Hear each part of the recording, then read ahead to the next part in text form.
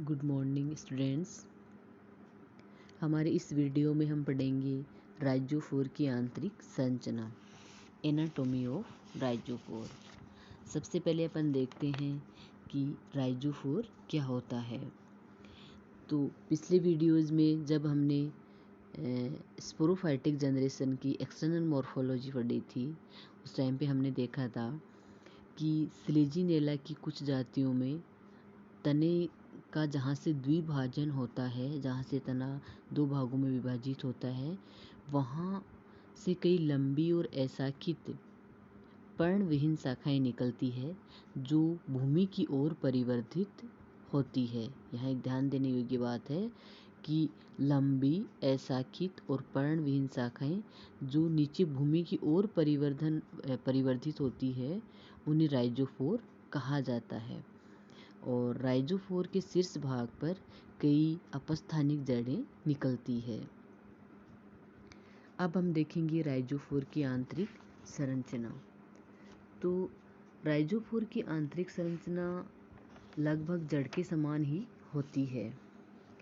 इसके अनुप्रस्थ काट में देखिए निम्नलिखित संरचनाएं दिखाई देती है।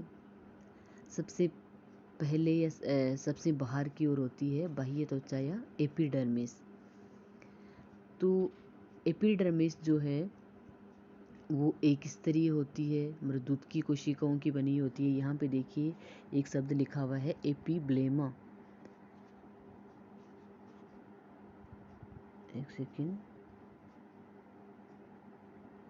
यहाँ पे देखिए एक शब्द है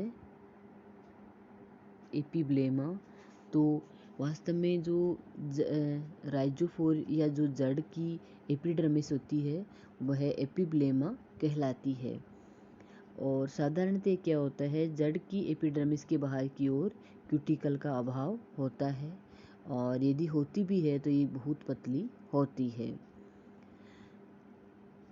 लेकिन यहाँ पे देखो, जैसा कि आप सभी जानते हो, जड़ की जो एपिब्लेमा या एपिडर्मिस होती है उसके ऊपर मूल रोम पाए जाते हैं। लेकिन राइजोफोर की संरचना चूँकि लगभग जड़ के समान होती है, लेकिन फिर भी इसकी एपिब्लेमा पर मूल रोम अनुपस्थित होते हैं। रूट हेयर्स यहाँ पे नहीं पाए जाते हैं। राइजोफोर की आंतरिक संरचना का दूसरा भाग या बाह्य त्वचा के नीचे का भाग जो है वो वल्कुट कहलाता है। वल्कुट जो है वो वल्कुट का सबसे बाहर वाला भाग 2-3 स्तरीय दृढ़ोत की कोशिकाओं का बना होता है और वो हाइपोडर्मिस कहलाता है। यहाँ पे देखिए ये शब्द है हाइपोडर्मिस। तो वल्कुट का जो सबसे बाहरी भाग है वो दृढ़ोत की या स्क्लेरेनकाइमेटस सेल्स का बना हुआ होता है। 2-3 स्तरीय भाग होता है, वो हाइपोडर्मिस कहलाता है। हाइपोडर्मिस के नीचे की तरफ सामान्य वल्कुट या कॉर्टेक्स आता है, और सामान्य वल्कुट में जो कोशिकाएं होती है वो कॉम्पैक्ट रूप से व्यवस्थित होती है। इन कोशिकाओं के मध्य अंतरकोशिका अवकाश अनुपस्थित होता है, और सामान्य वल्कुट मृदुत की कोशिकाओं का बना हुआ होता है। ये देखिए ये सामान्य वल्कुट वाला भाग है। यहाँ पे कोशिकाएं कॉम्पैक्ट रूप से व्यवस्थित है और कोशिकाओं के मध्य कोई अंतर कोशिका अवकाश नहीं है। ये कोशिकाएं साधारणतया मृदुत की कोशिकाएं होती है। तो एक बार मैं फिर से रिपीट कर देती हूँ कि सबसे बाहर की ओर एपिब्लेमा या एपिडर्मिस पाई जाती है। एपिडर्मिस के नीचे की तरफ कॉर्टेक्स पाया जाता है। तो यहाँ देखो कॉर्टेक्स का जो बाहर वाला भाग है वो 2-3 स्तरीय होता है और वो दृढ़ोत की कोशिकाओं का बना होता है, जिसे हाइपोडर्मिस कहा जाता है। हाइपोडर्मिस के नीचे की तरफ ये देखिए साधारण वल्कुट पाया जाता है, और साधारण वल्कुट जो होता है वो मृदुत की कोशिकाओं का बना हुआ होता है। इन कोशिकाओं के बीच में कोई अंतर कोशिका अवकाश नहीं पाया जाता है।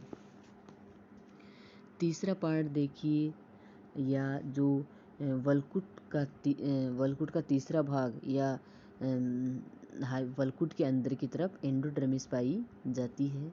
वैसे साधारणतः एंडोडर्मिस को वल्कुट का ही एक भाग माना जाता है कि वल्कुट जो है वो 3 भागों में विभेदित रहता है। बाहर की तरफ हाइपोडर्मिस, मध्य में साधारण वल्कुट और अंदर की ओर एंडोडर्मिस। तो देखिए वल्कुट का सबसे भीतरी स्तर है वो एंडोडर्मिस कहलाता है, और यह यहाँ देखिए ये एंडोडर्मिस है। एंडोडर्मिस कोशिकाओं का एक स्तर होता है।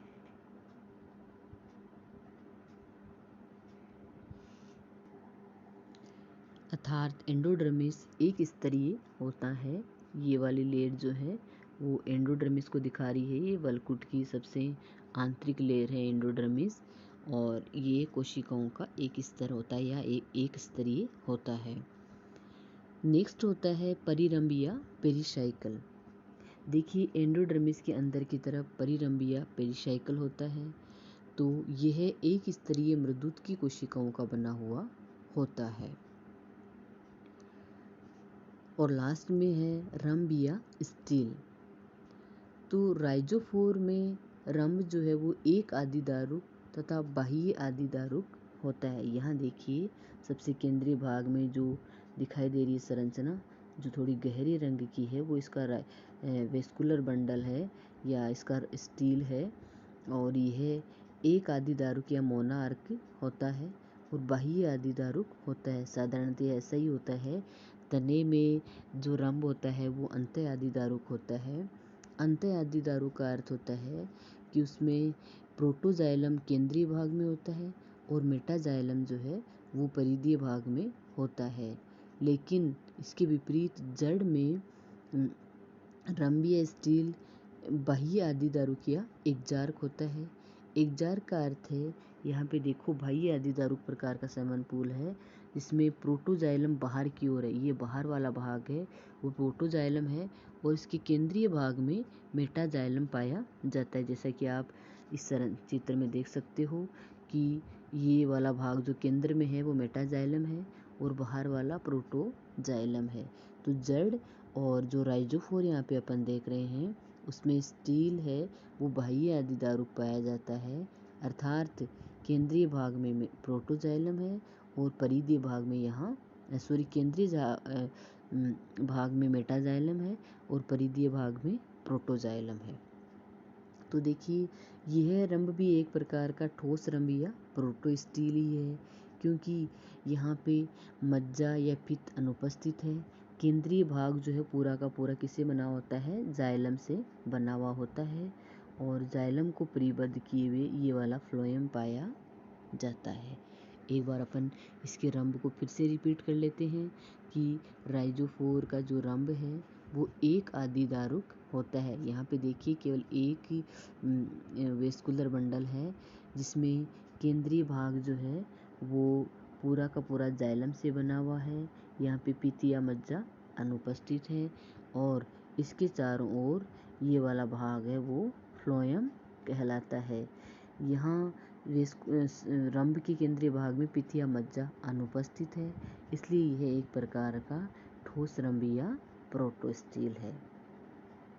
तो इस प्रकार अपन देख सकते हैं कि राइजोफोर जो है उसकी संरचना लगभग जड़ के समान है और इसमें बाहर से अंदर की ओर क्रमशः बाह्य त्वचा, वलकुट, अंतःत्वचा, परिरंभ और रंभ पाए जाते हैं।